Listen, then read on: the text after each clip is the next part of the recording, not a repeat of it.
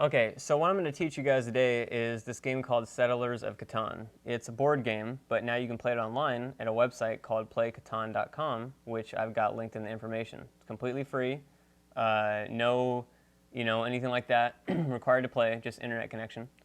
So anyways, this is a strategy game. It's a slow-paced game. It usually lasts about 20 to 45 minutes per game, and if you don't like that, then you're probably not going to like this game. So what I've got here is I've got a video of a game I played, and I'm playing it in sped up motion. So in reality, this game took 20 minutes. But what I'm doing is I'm playing it completely sped up so you can see sort of like a whole game in just the span of a short period of time. So anyways, what I'm going to talk about is the basics of the game. First of all, the little hexagon things there are called land, obviously, but they've all got individual names because there's 5 types of land. There's brick, wheat, wool, ore, and wood. And you can probably figure out which is which by looking at it, because I mean the yellow is the wheat, the gray is the ore, the green is the wood, the brown is the brick, and the last type, the light green, is the wool. So the numbers on each little hexagon, what those represent are the numbers that, what they represent is like when you roll the dice, you get that card if your settlement, the little town-looking thing that we've built, is next to it, if it's touching it. So if I roll a 6 because I'm red, I'll get 1 brick. If blue rolls a 9, they'll get 1 ore, so on, because they're touching the 9. So the objective of the game is to get 10 points. When you build a settlement, you get 1 point. So at the beginning of the game, because everybody gets to build 2 settlements, everybody starts off with 2 points. The little squares that we're building next to the settlements are roads. To build a settlement, a road has to be touching the area that you want to build, and roads have to touch each other.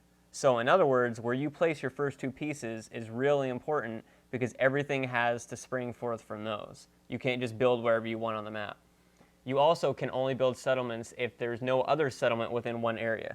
Like for instance, I can't build a settlement up and to my right where the 6, 12, and 5 are from my top red piece because there's one settlement right there. It's mine.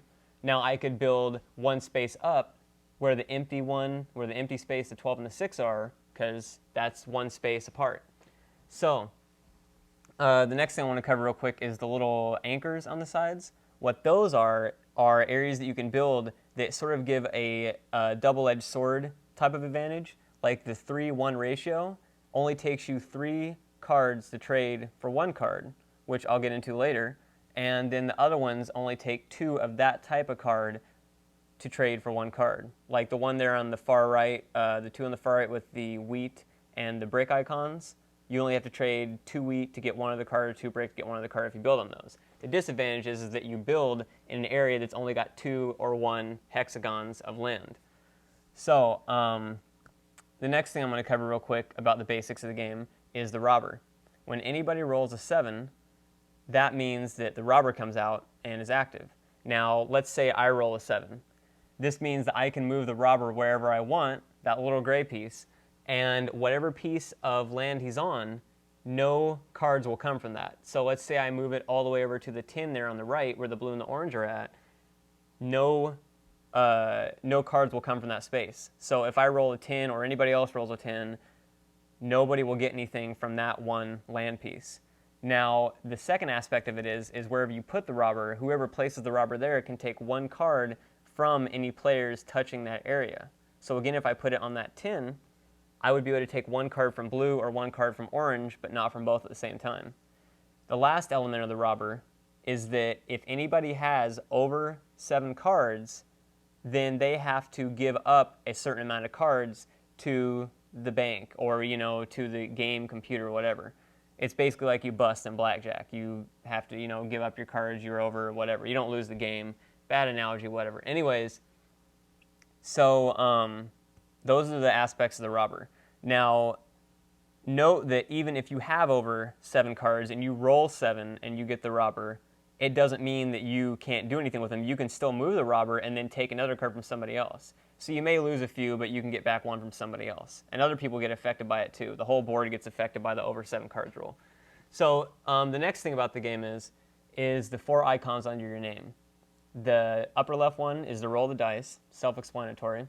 The upper right one is to trade cards, which is, you've probably seen at some points in this video, you've seen one of the other 2 players offer up something next to their windows. And what that means is they're willing to trade you these cards for certain cards they want. So let's say, you know, somebody really needs wood. They're willing to trade like 2 wool or 2 wheat or something like that. And that's how a lot of the game is played. Now, personally, I don't really trade that often. I play a game style and a strategy where I almost never have to trade with other people. This is an advantage and a disadvantage in some ways. It's sort of a risky, high payoff, high risk game style because it basically means that if you get a bad setup, you are screwed because you're not going to be able to win. But it also means that if you don't have to trade with other players, they don't get advantages by using cards that they would have not been able to get normally, which means you can win a lot easier. So that's what the trading's for. It's also to trade to the bank. If you have 4 of any one type, you can trade to the bank, which is at the top of the screen, to get 1 card. And that's where that 3-to-1 ratio thing comes in I talked about earlier, is that if you're on one of those, you only have to trade 3 cards, which in the later parts of the game and in the earlier parts is a huge advantage if you can set up your settlements right so that you still get a decent amount of cards to actually trade with, since you'll be building in an area that only has 2 or 1 hexagons. So one other thing I wanted to cover about the basics of the game is the numbers. The reason why 4 of them are red, the 2 6s and the 2 8s, is because those are the most common numbers that will be rolled during a game. So those are usually the most valued places to build on. As you'll notice, everybody that played this, except for blue, blue did get that 8 there, but they built in kind of an odd location. Like, they didn't really provide much of an advantage because it's not even a 3-to-1 or a 2-card spot. I don't get that. But anyways, maybe they're new to the game. So I built, and I got the 6 and the 6 both, which is actually kind of a bad move to do because you don't really want to build on double numbers, because then, of course, you get, like I get a brick and a wheat every time a 6 comes up, but it also means that it's less numbers that actually give me cards. You get what I'm saying there? So, like, you know, I'll get a bunch if 6 gets rolled, but then I've got less numbers that I could possibly get a card on. So it's good to build with a high variety of numbers. Good to build in spots that'll give you a high variety of numbers. So anyways, that's getting a little bit too in-depth there. The roads, like I said, you have to have 1 road in any area that you want to build a settlement. And one of the ways that you get points in this game, aside from building settlements, is that you build roads and you get points for that. You don't get a point for building a road, but if you build 5 roads, you get 2 points. And if you build higher than that, you don't get any extra points. But anybody who builds higher than you gets your points. So let's say somebody else builds 7 roads or 6 roads after I've built 5.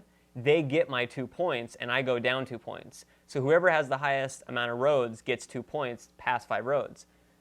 The second way or the third way you can get points besides settlements and roads is to build cities. And the way that you build cities is you have to have a settlement, and then you have to have 2 wheat and 3 ore, and then you can build a city on top of a settlement. When you build a city on top of a settlement, it looks like a larger settlement, and any hexagons touching, any land pieces touching that city, you get 2 of each time the dice lands on it. So that's a huge advantage because you get more land cards, and you also there's something that people say about this game that once somebody hits, I believe it's 7 points, the game is basically over. Because once you've gotten up to 7 points, that means you have a decent amount of settlements, a decent amount of cities, and probably a decent amount of roads. At that point, you're going to be getting land like every turn. You're going to be getting like a boatload of land. I've had games where I've ended up with 20 cards after just 1 run around the board. Seriously. So, yeah, you start getting land really quick, and the game's over really quick, because then you can start building settlements and roads and cities left and right. Another way you can get points are the development cards, which are sort of like a gamble, but again, I've won many times doing these. There's 5 types of cards. There's 5 types of development cards, and the first one, and the most common, is the knight. The knight basically allows you to control the robber. whenever you activate a knight, you can move the robber wherever you want with no penalty to you, but there's also no over 7 cards thing. There's none of that. And you move the robber wherever you want, and you get to take 1 card from a person. So the advantage in this is if the player that you're trying to beat has a really high amount of cards coming from one area, like they have 3 settlements around 1 hexagon, and it's like ore or something like that, and they're just building cities left and right, you can block that off. And then they can't get any ore for their cities, and they effectively get stopped cold. The knight also, like I said, moves the robber, so if you've got the robber on a place where you don't want it to be, you can move it away from there, and then you get your stuff unblocked. When you use the knight, you get 1 counter added to your little knight icon, which you can see on the blue and orange player is the icon that's in the middle at the top. And then also, I should discuss those icons real quick too. The other icons that are there, the one that is to the left, we'll go from the top row and the bottom row. On the top row, the left one is the number of points you have, and then to the right is the number of knights that you've used, and then to the right is the number of roads that you have in a connected line. So you'll notice that if you go and you look at some of the roads around here, they may have a low number of roads, but it's only because their roads aren't all in a straight line. Like they may have more on the game board than what that actually says, but they're not all connected in a line. Oh, and so now in the bottom row, the bottom left is the number of victory points you have, which is another card I should get into here in a minute with development cards. I got off topic there a little bit, but I'll get back onto it. And then the next one is the number of cards you have, and then the bottom right one is the number of development cards you have. So now with all that said, the next thing here is to go back to the development cards. The knight, if you play 3 knights, you get 2 points, just like you do with the roads if you build 5 roads. Now again, if somebody uses 4 knights, they get those 2 points. So you start off the game with 2 points. You can get 2 points from knights and 2 points from roads. That's 6 points total, which means even if you got both of those, to win the game, if you don't use victory point cards, you would have to have either 4 settlements or like 2 settlements and 2 cities or some other combination of that, because cities give you a point too, remember. So the victory point card is the rarest type of development card, and that automatically gives you a point with which to win the game. You do that, you're done. You get a point, you don't have to do anything to keep it, you have it permanently the rest of the game, and the other players don't know about it. They don't know about it until the very end of the game. So you could have like 3 victory points and only have 7 points to what it looks like only 7 points on their screen, and then you get that last point, you get up to 10 points, and the game's over, and they didn't even suspect it. So you can really fool people with that one. And then the next type of card is the Monopoly. If you play the Monopoly card, you can pick a card type, and you get all of those types from everybody else on the board. So let's say you play an ore Monopoly. All the ore cards that the other players have, you automatically get. So again, if a player is really hoarding like one type of card, you can just totally screw them with this and just take all their cards from it, and then you've got a boatload of cards from what may be a really useful land to you, and yeah, so it's a pretty awesome card. The next one is road building, which allows you to build 2 roads free of charge just immediately. So this can be good if you're doing kind of like a road cat and mouse game with somebody that can give you the edge. It's basically also an automatic settlement, basically, because you have to have 2 roads in between settlements since you can't have a settlement within one space of another. It also can be a quick way to block off an enemy if they're trying to get to some sort of land and you didn't want to use your cards, but you can use this just as a throwaway thing to block them off. So there's a lot of different strategies there. And the last card is the invention, which gives you 2 land types of whatever you want. So if you play, say, a wood and a brick invention, you automatically get a wood and a brick card. It may not seem that useful, but a wood and a brick card is an automatic road. And if you're doing development cards and you're going for victory points, that's automatically 2 cards of it right there, like a wheat and a wool or a wheat and an ore or whatever else. It's good for building cities too, and for settlements. It's good for everything. So that's most of the basics of the game. What else can I cover here? What else? I think that's most of the basics, yeah. Oh, I can talk about the basic strategies that people use. There's some main strategies that people go for, but the two that I usually use are the brick and wood, and the ore and wheat. And sometimes I actually kind of modify that to be wood, or sometimes I modify that to be wool, wheat, ore. Those are the two main strategies, in my opinion, that people can go for. So what do I mean by that? Well, one is that if you build your settlements around a lot of wood and a lot of brick, you can build roads very quickly at the beginning of the game and immediately get a settlement out. Of course, if you do this, you're going to need a wool and a wheat to build a settlement, but that's what you get through trading either to the bank or other players. And the other strategy is to go for a ore and wheat, or an ore, wheat, wool. And what that does is if you go for the ore, wheat, wool, where you build around those, you get a bunch of those three cards, which allows you to draw development cards, which then means that you can just rack up the knights to get points, rack up the victory points, and rack up the monopoly and invention cards and so forth to get what you want.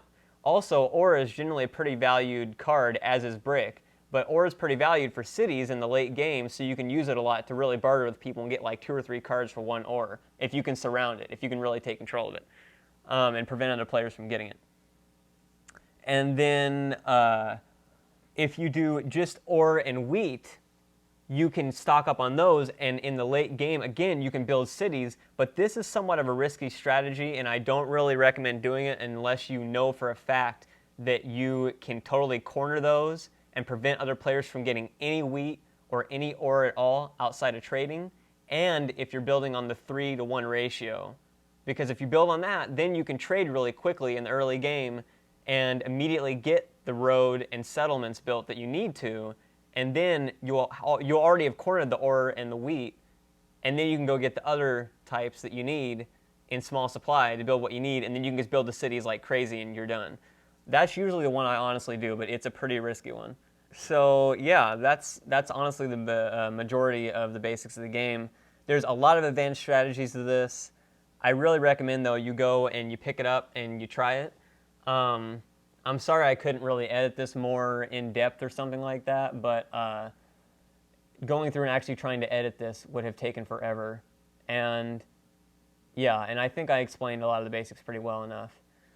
So anyways, that's the basics of Settlers of Catan. And I also, something new with this video, is I got a new lavalier microphone that is clipped to my shirt right now. So let me know if you guys think that the sound quality on this is better than my other videos that I've released so far with commentary, or worse, or whatever else. So yeah, that's about it. Well, that's not all it, but you know what I mean. Da-da-da, D-da-D. Anyways, all right.